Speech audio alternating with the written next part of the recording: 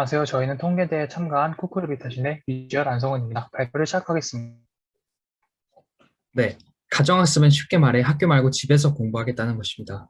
지금 이 발표를 듣고 있는 분들 중에서는 아마 학생분들이 가장 많을 것이라고 생각이 되는데요.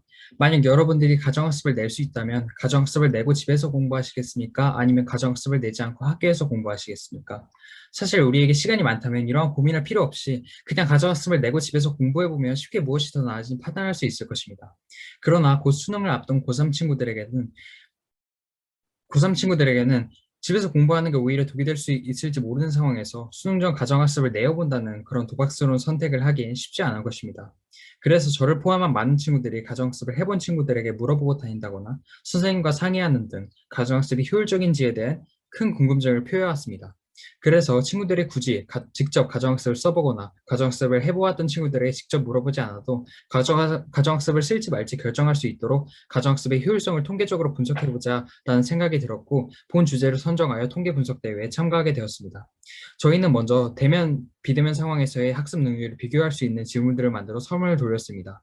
응답은 리커트 오척도를 수치화했고 매우 그렇다에 가장 큰 점수를 부여했으니 점수가 높을수록 학습 능률이 좋았다라고 생각해 주시면 좋을 것 같습니다. 첫 번째 설문의 첫 번째 그래프부터 보겠습니다. 먼저 가로축에는 합산 점수, 그리고 세로축에는 합산 점수 범위에 해당하는 응답자 수를 표로 나타내었습니다. 이에 따르면 대면 상황이 학습 능률에 유리할 수 있다는 결과를 볼 수 있는데요.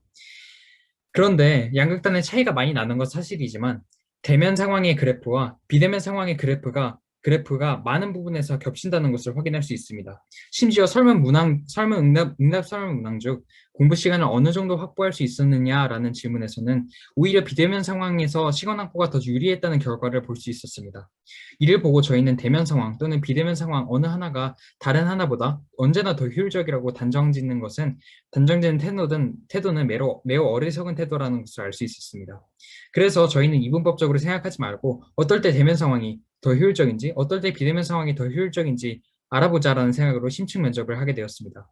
그래서 첫 번째 설문 응답자 중 뚜렷하게 대면 또는 비대면 상황에서 공부가 더 잘 된다고 답한 응답자 4명을 대상으로 공부할 때 어떤 요소가 가장 중요하다고 생각하느냐, 그리고 왜 대면 또는 비대면 상황이 공부하는데 유리하다고 생각하느냐, 이 두 가지를 물어보았습니다. 그리고 이에 대한 응답을 받았는데요. 통계대회 이만큼 면접 응답 자료를 그대로 사용하기보다 학교 방과 후 시간에 배운 텍스트 마이닝 기법을 통해서 어떤 키워드들이 얼마나 많이 언급됐는지 시각화해 보았습니다.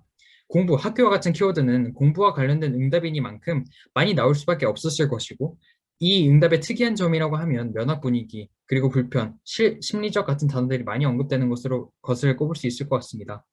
이거 보아 주로 학급 분위기가 공부 효율에 큰 영향을 주었다라고 유추할 수 있을 것 같습니다. 물론 면접 자료의 경우 매우 소수만을 대상으로 진행한 것이었기 때문에 더러는 이와 같은 결론을 일반화할 수 없다라고 지적할 수 있을 것 같습니다. 근데 만약 저희의 결론대로 학급 분위기가 정말 대면 비대면 상황의 학습 능률을 결정지었던 가장 주된 요인이었다면 반별로 응답 결과가 달라야 하지 않을까요? 다시 말해 분위기가 좋지 않은 반 친구들은 다들 대면 때보다 비대면 때 공부가 더 잘 되었다고 해야 할 것이고, 분위기가 좋은 반 친구들은 다들 비대면 때보다 대면 수업 때 공부가 더 잘 되었다고 해야 하지 않을까요? 그래서 저희는 첫 번째 설문 결과 때 그 대면 또는 비대면 수업 때의 학습 능률 지수를 각각 구했던 거 기억나시죠? 그 자료를 바탕으로 특정 점수대에 분포하는 응답자의 반 분포를 시각화해 보았습니다. 실제로 이 그래프를 보게 되면 점수대에 따라 특정 반의 응답자 수가 과반수 이상을 차지하는 것을 볼 수 있습니다. 이를 통해서 응답이 반별로 달랐다는 것을 볼 수 있고, 이를 통해서 반 분위기가 학습 능률에 큰 영향을 주었다는 것을 알 수 있습니다. 그러나 이렇게 끝낼 수는 없죠. 설문을 하나 더 돌렸습니다. 자신의 학급 분위기가 어떤지, 그리고 자신이 공부를 얼마나 열심히 하게 됐는지 이 두 가지를 물어보았는데요. 객관성을 높이기 위해 이 두 번째 설문의 설문 문항은 전적으로 선행 연구에 바탕을 두었고요. 응답 결과를 SPSS라는 프로그램을 통해 상관관계 분석을 해본 결과 학급 분위기가 어떤지 물어보는 변수였던 학습 지원 감정이라는 변수와 반의 면학 분위기라는 변수 값과 학습 노력이라는 변수 값 간에 유의미한 상관관계가 있다는 것을 확인할 수 있었습니다. 다시 말해서 학급 분위기가 좋으면 공부하기 더 좋았다는 것이고 학급 분위기가 나빴다면 공부하기 더 나빴다는 것이죠. 이로써 저희의 최초 질문에 대한 답을 내릴 수 있게 되었습니다. 누군가 가정학습을 써야 할까라고 질문을 한다면요. 너희 반의 분위기가 공부하기 더 좋지 않으면 쓰는 게 더 좋을 것이고 그렇지 않다면 오히려 가정학습을 쓰지 않고 학교에서 공부하는 게 더 좋을 수 있어 라고 대답할 수 있을 것 같습니다.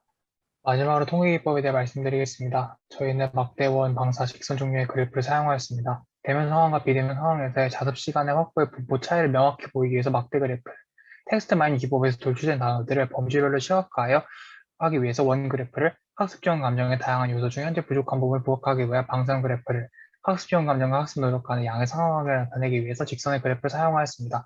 그러나 그래프를 시각화할 때 각자의 수치들을 그 그래프의 성격에 맞게 수정 보완하는 작업이 어려웠습니다. 또한 약간의 그래프 의 변화가 전체 자료로 왜곡돼 보이게 할 수 있기 때문에 그래프 자체 크기 설정을 신중하게 하였습니다.